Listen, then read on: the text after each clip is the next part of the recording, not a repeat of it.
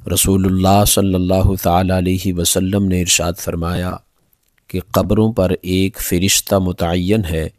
جب میت کو دفن کر دیا جاتا ہے اور لوگ واپس جانے کے لیے مڑتے ہیں تو وہ فرشتہ قبر سے ایک مٹھی بھر مٹی لے کر لوگوں کو پھینک دیتا ہے اور کہتا ہے بسم اللہ الرحمن الرحیم، اپنی دنیا کی طرف واپس چلے جاؤ اور اپنے مرنے والوں کو بھول جاؤ۔ قبر کی پہلی رات میں کیا ہوتا ہے؟ حضرت علی رضی اللہ تعالیٰ عنہ نے فرمایا کہ میں نے رسول اللہ صلی اللہ تعالیٰ علیہ وسلم کو فرماتے سنا کہ انسان کی مشکل ترین رات قبر کی پہلی رات ہوتی ہے، کیونکہ جب اس کے دوست، احباب، رشتہ دار اور اولاد اسے دفنا کر چلے جاتے ہیں تو وہ انسان روتا رہتا ہے۔ وہ ہر ایک دوست کے پاس جا کر اسے روکنے کی کوشش کرتا ہے کہ مجھے چھوڑ کر نہ جاؤ، لیکن افسوس کہ اس کی آواز کوئی نہیں سن پاتا۔ چنانچہ قبرستان میں ہر کوئی اکیلا رہ جاتا ہے۔ تب اس کا سامنا ان فرشتوں سے ہوتا ہے جو اس کے اعمال کی شکل میں اس کے سامنے آتے ہیں۔ اب وہ کس شکل میں ہوں گے، اچھے یا برے، اس بارے میں کوئی کچھ نہیں کہہ سکتا۔ وہ فرشتے اس سے اس دنیا میں گزری ہوئی زندگی کے متعلق سوالات کریں گے جن کے جوابات اس کی زندگی کے اعمال میں موجود ہوتے ہیں جب تک وہ سانس لے رہا ہوتا ہے۔ ایک حدیث پاک کا مفہوم ہے کچھ اس طرح، رسول اللہ صلی اللہ تعالیٰ علیہ وسلم نے ارشاد فرمایا تم قبرستان جایا کرو کیونکہ قبرستان موت کو یاد دلاتے ہیں۔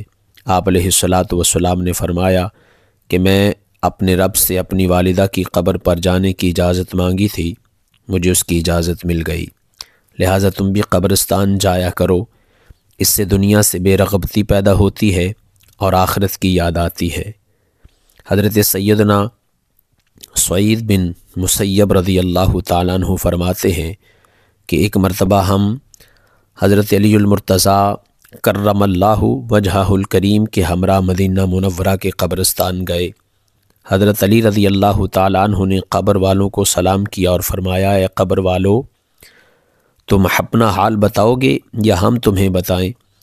حضرت سعید بن مسیب رضی اللہ تعالیٰ عنہ فرماتے ہیں کہ ہم نے قبر سے وعلیکم السلام ورحمۃ اللہ وبرکاتہ کی آواز سنی۔ کوئی کہنے والا کہہ رہا تھا اے امیر المومنین، آپ ہی خبر دیجئے کہ ہمارے مرنے کے بعد دنیا میں کیا ہوا۔ حضرت علی رضی اللہ تعالیٰ عنہ نے فرمایا سنو، تمہارے مال تقسیم ہو گئے، تمہاری بیویوں نے دوسرے نکاح کر لیے، تمہاری اولاد یتیموں میں شامل ہو گئی، اور جس مکان کو تم نے بہت مضبوط بنایا تھا اس میں تمہارے دشمن آباد ہو گئے۔ اب تم اپنا حال سناؤ۔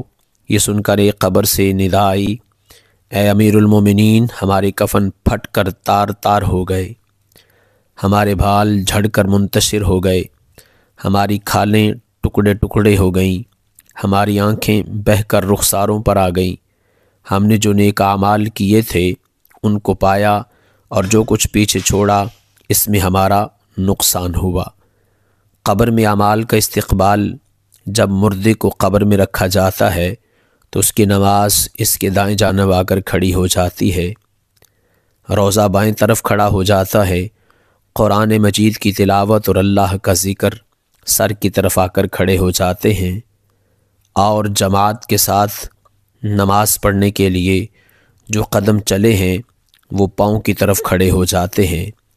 اس وقت عذاب قبر اپنی گردن نکالتا ہے اور مردے تک پہنچنا چاہتا ہے۔ اگر وہ دائیں طرف سے آتا ہے تو اس کی نماز کہتی ہے پرے ہٹ، خدا کی قسم، یہ شخص دنیا میں بہت مشقت اور مصیبت اٹھاتا رہا، ابھی ذرا آرام سے سویا ہے۔ پھر عذاب بائیں طرف سے آنا چاہتا ہے تو روزہ اسے اسی طرح ہٹاتا ہے۔ پھر وہ سر کی طرف سے آتا ہے تو قرآن کی تلاوت اور ذکر الہی اسے روک دیتے ہیں۔ غرض یہ کہ وہ عذاب جس بھی طرف سے وہ آنا چاہتا ہے اسے رستہ نہیں ملتا۔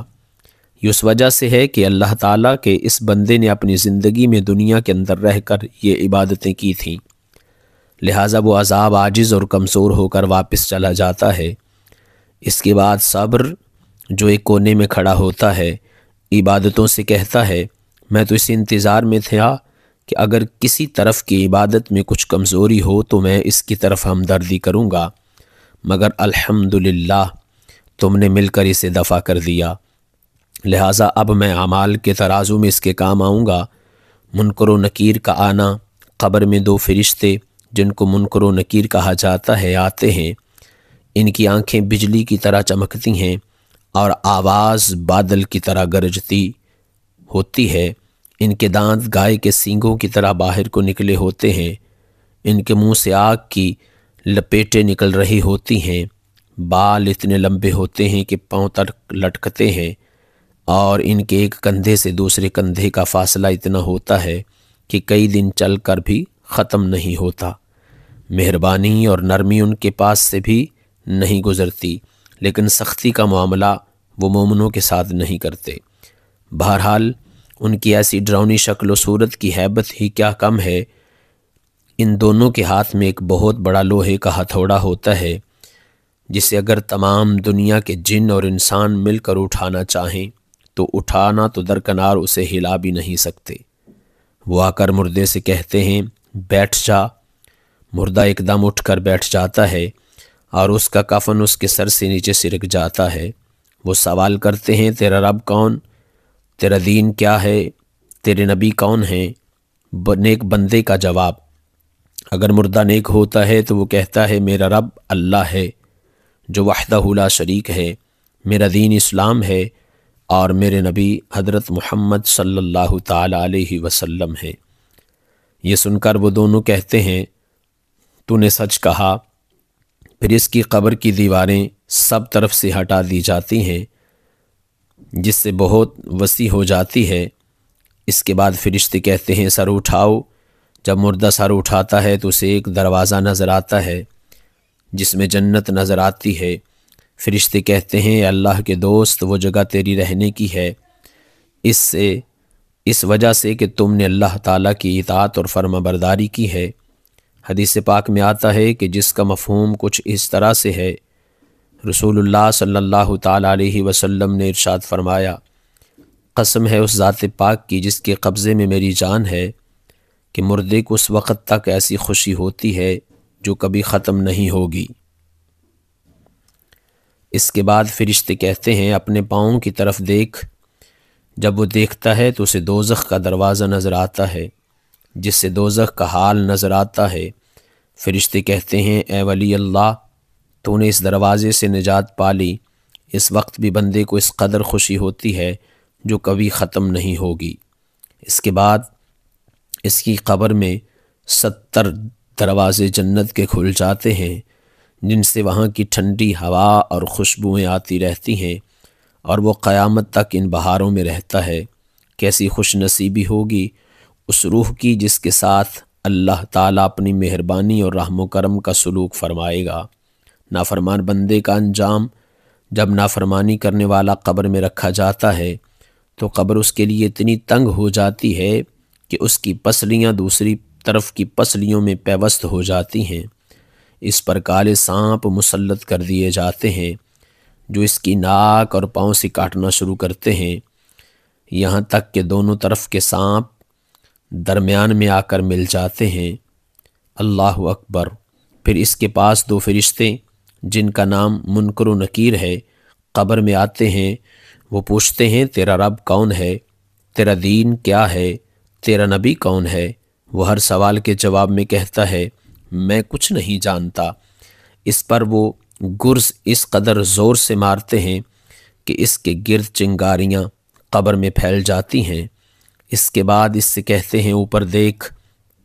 جب وہ اوپر کی طرف دیکھتا ہے تو جنت کے باغ و بہار نظر آتے ہیں۔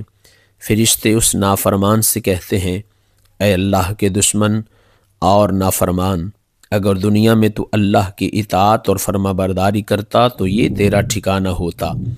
ایک حدیث پاک کا مفہوم کچھ اس طرح سے ہے، رسول کائنات علیہ الصلاۃ والسلام نے ارشاد فرمایا قسم ہے اس ذات پاک کی جس کے قبضے میں میری جان ہے، اسے اس وقت تک ایسی حسرت ہوتی ہے کہ اس جیسی حسرت پھر کبھی نہیں ہوگی۔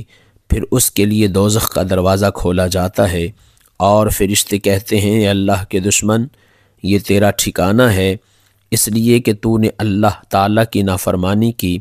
اس کی قبر میں 70 دروازے جہنم کے کھول دیے جاتے ہیں، جن سے قیامت تک گرم ہوائیں اور دھواں وغیرہ آتا رہتا ہے۔ آخری حدیث پاک کا مفہوم کچھ اس طرح سے ہے، رسول اللہ صلی اللہ تعالیٰ علیہ وسلم نے ارشاد فرمایا کہ اللہ کی طرف سے قبروں پر ایک فرشتہ متعین ہے۔ جب میت کو دفن کیا جاتا ہے تو وہ اس کی قبر کی مٹی ہموار کرتا ہے۔ جب لوگ واپس جانے کے لیے مڑتے ہیں تو وہ قبر سے ایک مٹھی بھر مٹی لے کر لوگوں پر پھینک دیتا ہے اور کہتا ہے، اپنی دنیا کی طرف واپس چلے جاؤ اور اپنے مرنے والے کو بھول جاؤ۔ اللہ تعالی ہمیں نیک اعمال کرنے کی توفیق عطا فرمائے اور ہمارا خاتمہ ایمان پر فرمائے، آمین ثم آمین۔ ناظرین کمنٹ باکس میں اللہ تعالیٰ کے ناموں میں سے ایک نام ضرور ٹائپ کیجئے۔ السلام علیکم ورحمۃ۔ اعوذ باللہ من الشیطان الرجیم، بسم اللہ الرحمن الرحیم،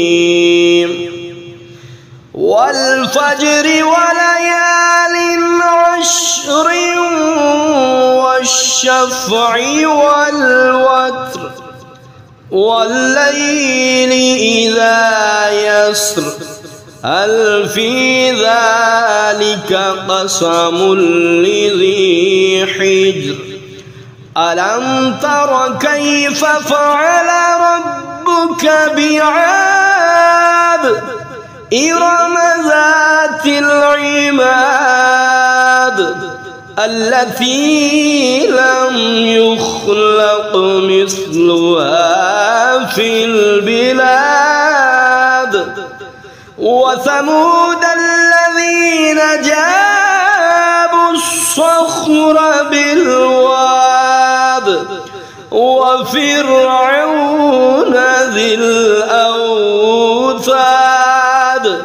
الذين طغوا في البلاد فأكثروا فيها الفساد فصب عليهم ربك صوت عذاب إن ربك لبالمرصاد فأما الإنسان إذا ما ابتلاه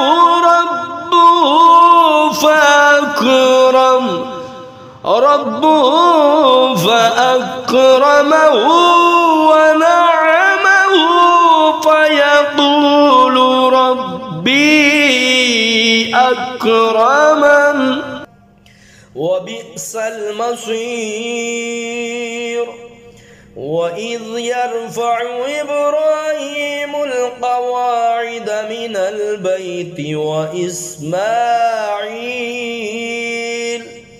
ربنا تقبل منا إنك أنت السميع العليم ربنا واجعلنا مسلمين لك ومن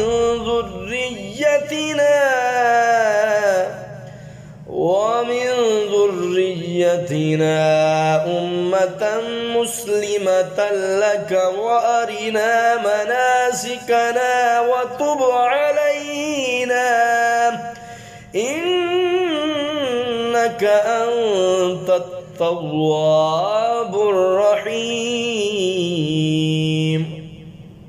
ربنا وابعث فيهم رسولا منهم يتلو